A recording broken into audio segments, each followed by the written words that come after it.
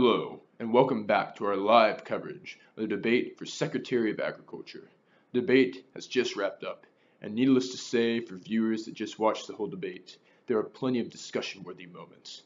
For those of you just tuning in because you were apparently too busy watching some lesser debate between a full-grown Oompa Loompa and an apparently nasty woman, we won't hold it against you, and we welcome you now. Tonight's debate between Kevin Underwood and Michael Fincher centered around animal testing, a subject in which these candidates greatly differ in opinion. To get everyone up to speed, here were some of the debate highlights. My first question to Mr. Fincher, I asked if he were to win Secretary of Agriculture, what would be his first priority? And this was his response. Well, first thing we gotta do is fix this Animal Welfare Act, because as it stands right now, it's excluding mice, invertebrates, and birds as even being considered animals. Now, that's just unacceptable. And it's because of this that in recent studies done, one by the Journal of Medical Ethics, it was found that among the largest federal grant recipients, there's been an increase of 73% in animals used for experimentation, and that is driven largely by mice. Now, mouse lives matter, and we gotta fix this. They're most certainly animals. Biology proves that. So this is just a policy issue in which we get all upset about dehumanizing. This is de-animalizing. I've never heard of such a thing. In response to Mr. Fincher's statements, Mr. Underwood had this to say. I have to strongly disagree with that position, and I'll tell you why. It's because when we increase regulations with the AWA and bring mice into the equation as animals, then you're just going to create a larger paper trail, and it's going to create more inefficiencies. And honestly, this is just an area where too many people's lives are on the line, and we can't be inefficient. So to me, that takes priority.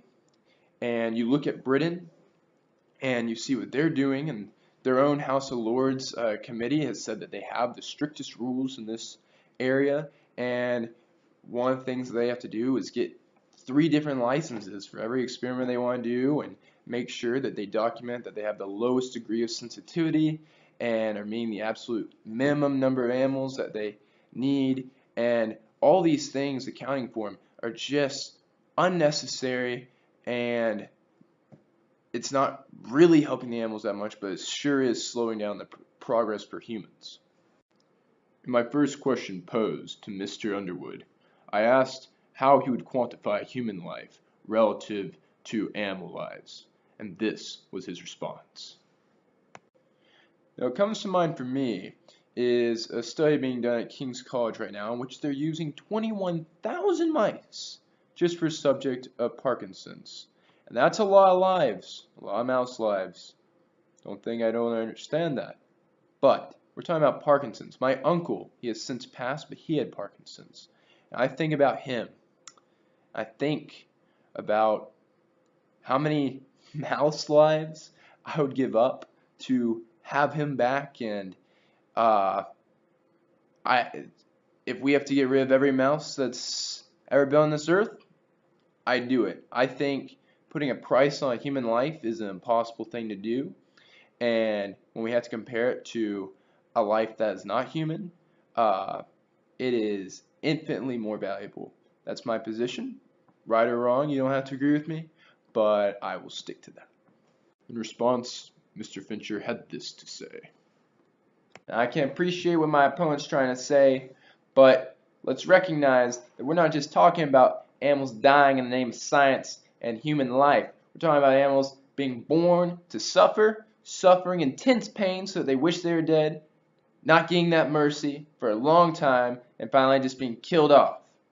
Now, I don't know in what world you would consider that humane, but I certainly don't, and I believe that every living being has some rights. Do humans perhaps have more? And I'm probably a little biased because I am human, sure, but let's not act like they don't have any rights at all.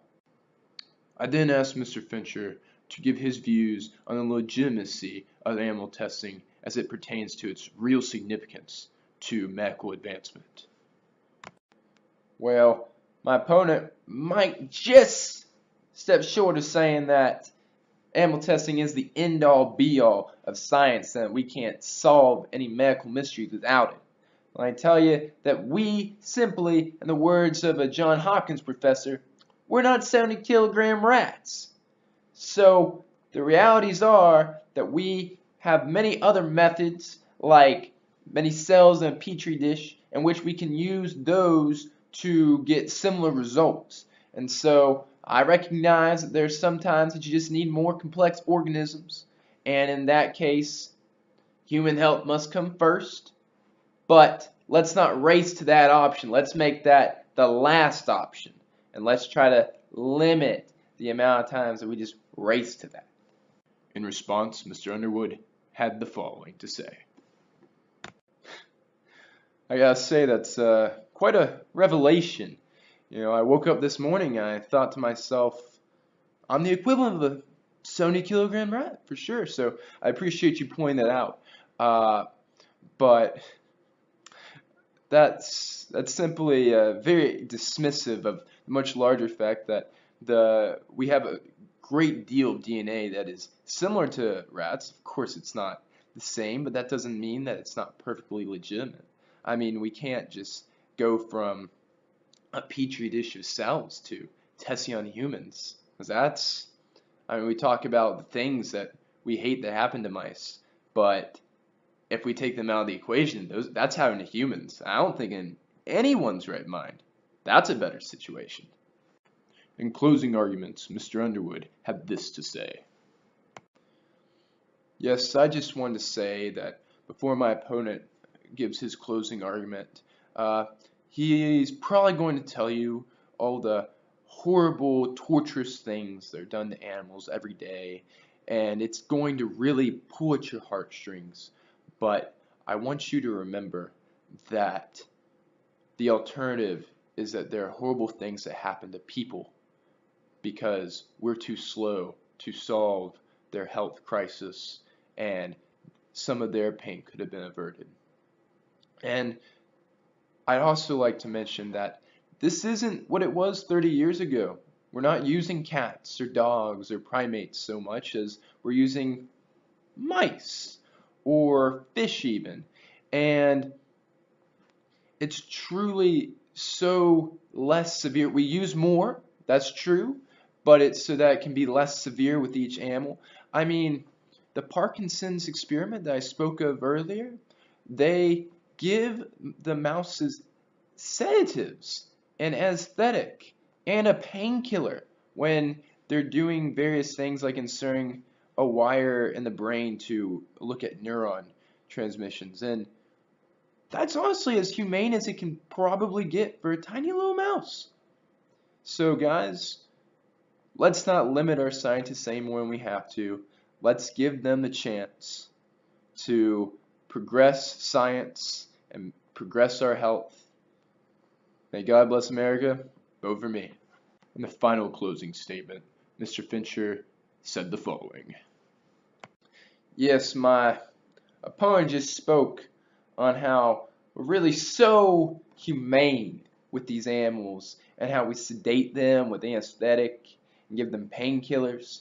What he fails to mention is after that's all said and done and we've gotten the results we want, we give them a toxic dose of those sedatives and they're now lifeless. Now I understand there's a hierarchy and humans come first. I certainly wouldn't disagree with that, and some animals may have to die for medical advancement. But we're having this happen just way too willy-nilly. We need to get under control because animals do have rights, because animal lives do matter, because they're God's creatures as well.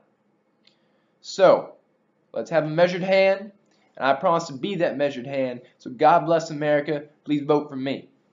So we got a few fireworks, and certainly each candidate brought up some strong, factual points to support their opinions. But personally, I was struck by the emotional core of each candidate's beliefs and their science and what they talked about tonight.